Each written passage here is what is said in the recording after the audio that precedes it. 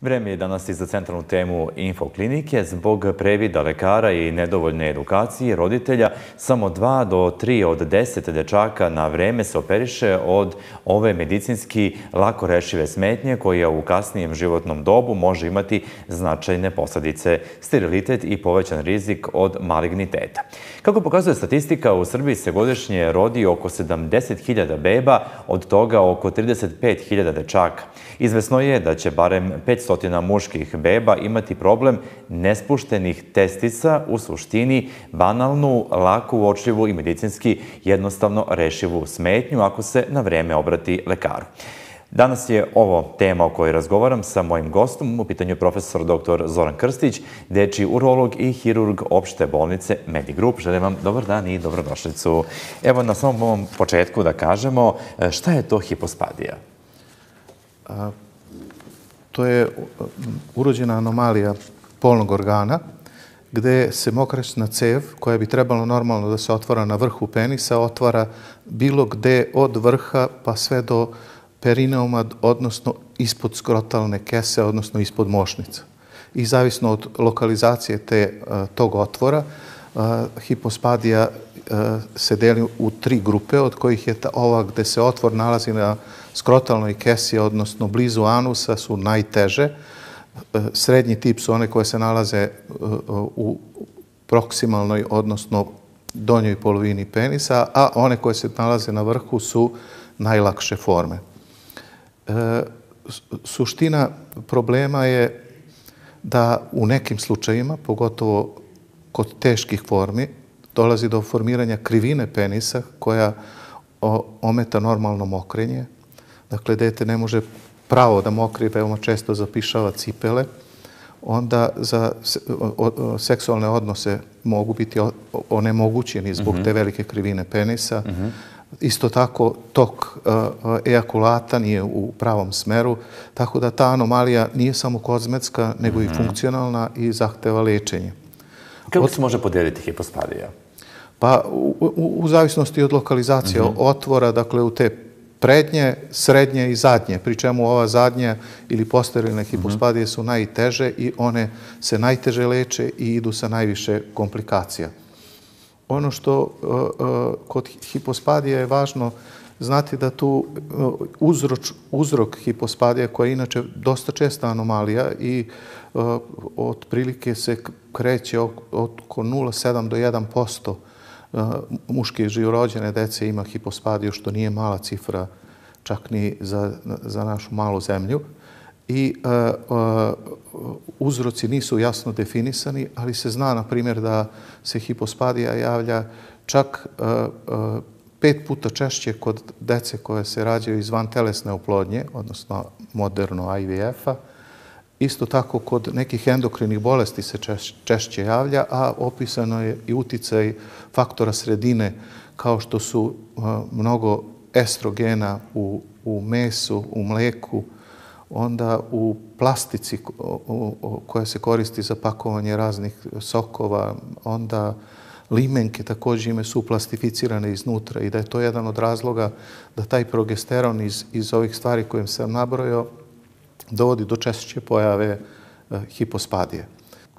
Kad se postavi dijagnoza, dakle najlakše odmah posle rođenja, na osnovu lokalizacije tog otvora se grupiše od ove 3 težine i na osnovu toga se može predvideti i kompleksnost lečenja i saopštiti roditeljima da to nije samo kozmetska operacija, nego i funkcionalna.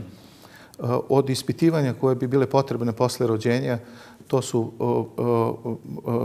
praktično, osim tog fizikalnog pregleda, veoma retko se nalaze anomalije na gornjim urinarnim putevima i na mokraćnoj bešici, ali veoma često se nalazi nespušteni testis u kombinaciji sa hipospadijom. To je moje sljedeće pitanje. Kako da roditelji ustanove, dakle, i jedan i drugi problem kod novorođene bebe?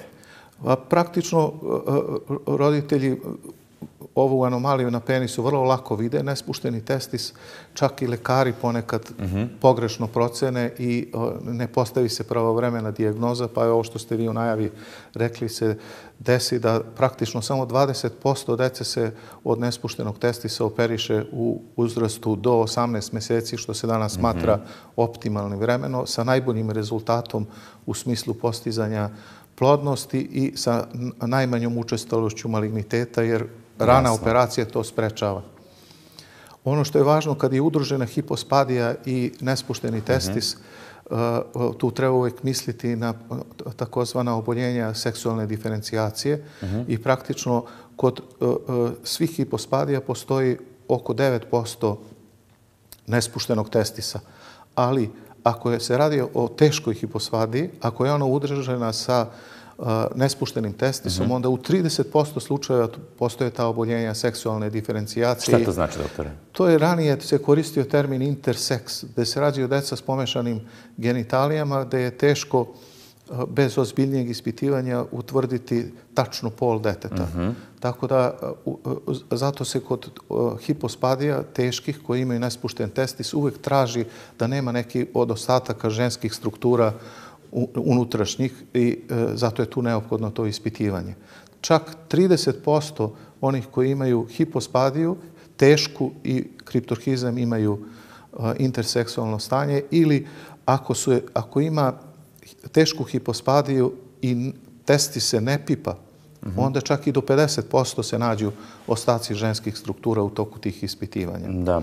Kažu neka istraživanja koje ste radili da na jedno dete od 250 muške živorođene dece postoji problem sa hipospadijom. Dakle, to je, ja bih rekao, možda veliki problem. Jeste, uopšte nije ni uzroci za našu nastanka? zemlju. Nije tačno definisano i ti uzroci mogu se podeliti u 3 grupe. Jedna su genetski faktori i tu kad bi krenuo da objašnjavam dokle se stiglo tu u istraživanjima, vašim gledalcima sigurno ne bi bilo potpuno jasno, ali genetika sigurno ima i činjenica, na primjer, da 7% roditelja kod dece koji imaju hipospadiju ima također hipospadiju, a ako ima brata koji ima hipospadiju, 14% je verovatnoća da će sljedeće muško dete također imati hipospadiju. I ono što sam malo pre rekao, endokrini faktori, preterana količina progesterona u mleku, mesu i u okolini može izazvati problem. Da. Sada bih volio malo da se zadržimo na ovome što smo samo zagolicali, a to su ti nespušteni testisi, što se, ja bih rekao, još češće javlja nego hipospadija kod novorođene muške dece. Kažete mi, da li se može desiti da postoji takozvani mobilni testis, znači da se testis javlja pa da opet nestaje i tako dalje. Dakle, i to su, ja mislim, zabeleženi primjeri u vašoj praksi. Jeste. Nespušteni testis se može naći bilo gde na liniji normalnog spuštenja testisa. Do 7. mjeseca testis se nalazi u zadnjem delu trbuha, ispod bubrega, i u 7. mjesecu krene njegovo spuštanje i do 9. mjeseca se, do kraja 9. mjeseca se najčešće spusti kod većine dečaka. Ali ovu cifru koju ste pomenuli od oko 250 za našu zemlju bi bio realan broj. Zavisno od mjesta gde se nađe taj nespušteni testis, on može čak i da se ne pipa i u tim slučajevima praktično laparoskopija je jedina metoda koja može pouzdano utvrditi da li testis postoji ili ne. I ultrazvuk na koji se često šalju pacijenti kod kojih se ne pipa testis je u stvari nepotrebna metoda jer nije pouzdan i ozbiljne države da bi zaštitile sistem od nepotrebnog trošenja novca ne predviđa vodičima da se radi ni ultrazvuk, ni sofisticiranije metode kao što je, na primjer, magnetna rezonanca, nego se radi laparoskopija jer jedino ona sigurno utvrdi da li ima testisa. Kada je najbolje vreme za operaciju, odnosno za lečenje? Danas se smatra da je to od 6 do 18 mjeseci. U nekim, recimo, kanadski vodič predviđa čak do 12 mjeseci da se završi lečenje, jer je verovatnoća da se zadrži bolja oplodna moć, bolji fertilitet što se ranije uradi hiruška intervencija. Pa se zato danas smatra da to treba uraditi do 18 mjeseci, a nažalost u našoj zemlji, dakle, samo oko 20% dece se operiše u uzrastu do 18 mjeseci. Što bi za zemlju Srbiju značilo da oko 200 od dece sa kriptorhizmom se ne operiše u adekvatno vreme ili na nivou 10 godina 2000 dece, što je, ja mislim, za nas koji stalno pričamo o beloj kugi, vrlo ozbiljna stvar i čak meni se čini ozbiljnija nego, na primjer, o retke bolesti o kojima se mnogo više govori. I mnogo para izdvaja za lečenje. Kakve su posljedice ukoliko, recimo, nema jednog testisa uopšte? Priroda je srećom napravila parne organe da spreči te posljedice koje obično roditelji pomisle da je kad nema dete jedan testis bude tragična priča dok im se ne objasni da je jedan testis dovoljan za sve funkcije i da i u pogledu hormonske funkcije i u pogledu fertiliteta. Tako da ono što uvek objasnim roditeljima mora apsolutno da se proveri da slučajno testis nije ostao u trbuhu, a to je metoda laparoskopije, odnosno uvođenja kamere u trbuh najpouzdanija. I nakon toga im se savjetuje ugradnja testis proteze koje su danas tako dizajnirane da ni lekar ne može da pregledom utvrdi da li je to pravi testis ili testis proteza. Ona se stavlja ne samo iz psiholoških razloga, nego se stavlja i zbog toga što ona štiti ovaj jedini zdravi testis. I s druge strane služi kao balans, pa je verovatnoća uvrtanja testisa koja postoji značajno manja ako se stavi testis proteza. Tako da i iz estetskih razloga, iz psiholoških i ovih koje sam pomenuo, testis protezu treba ugraditi i one postoje raznih veličina i neko misli da to treba stavljati i menjati veličinu kako dete raste, ali u principu ako se odlučimo da prvi put stavimo oko 10. godine i stavimo 30% veću protezu nego što je njegov testis u tom momentu, njegov testis će prerasti veličinu proteze i za oko 30% razlike to neće biti upadljivo i može, ako se ugradi posle 10. godine, oko 10. godine, da to bude jedina operacija, da ne mora da se menja proteza prema veličini jedinog testisa. Ono što bih, kao da kažemo treću temu volog da danas obradimo, jeste problem akutnog skrotuma. To se javlja ne samo kod dece, već i kod odraslih muškaraca, dakle možda i češće kod odraslih muškaraca. Uzrozi mogu biti različiti, dakle uzrok može biti i endogeni i, da kažemo, iz spoljašnje sredine egzogeni, razni tereti, razne bakterijske infekcije i tako dalje. Dakle, da definišemo na početku šta je to akutni skrotum. Znači, dobro ste rekli, to je češće kod odraslih jedna vrsta, ali kod dece su neki drugi uzroci akutnog skrotuma. Kad se kaže akutni skrotum, to podrazumeva bol, crvenilo i otok skrotuma. I roditelji bi trebali da znaju da je to akutno stanje koje zahteva da odmah dovedu dete lekaru, jer jedan od i najvažniji razlog zašto treba hitno da dođu doktoru, zato što je ponekad uzrok akutnog skrotuma uvrtanje testisa. Znači tu postoji 6 sati, maksimalno do 12 sati, ali svi kažu da je najbolje ako se, da kažem, razvrtanje uradi do 6 sati, ne ostavlja posljedice po testis. Između 6 i 12 su moguće, a posle 12 sati praktično mora da se izvadi testis jer je njegova nekroza tolika da oporavak je nemoguć.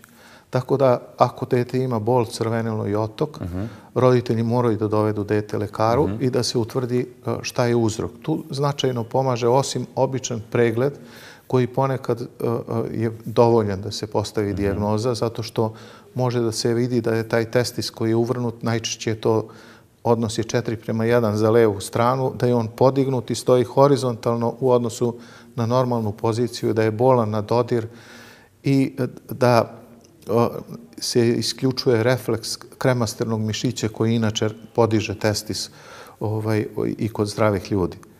S druge strane, ako je torzija jednog morganijeve hidatide koja nema nikakvu ulogu, pa je ne bi objašnjavao vašim gledalcima, osim da napravi tu štetu tako što se to što nema nikakvu funkciju uvrne kao zrno kukuruza i napravi to crvenilo, bol i otok zbog zapaljenja, zbog nekroze. Sljedeći i treći po učestalosti je zapaljenje epididima koje je kod odraslih zbog seksualno prenosivih bolesti mnogo češći. U ovom slučaju se javlja, teško je objasniti razlog, češće se javlja kod dece koji imaju urinarne infekcije i kod dece koji imaju neke operacije na mokraćnoj cevi, pa zbog otpora koji postoji zbog ožiljaka, urin krene prema pasevniku i dovode do njegovog zapaljenja.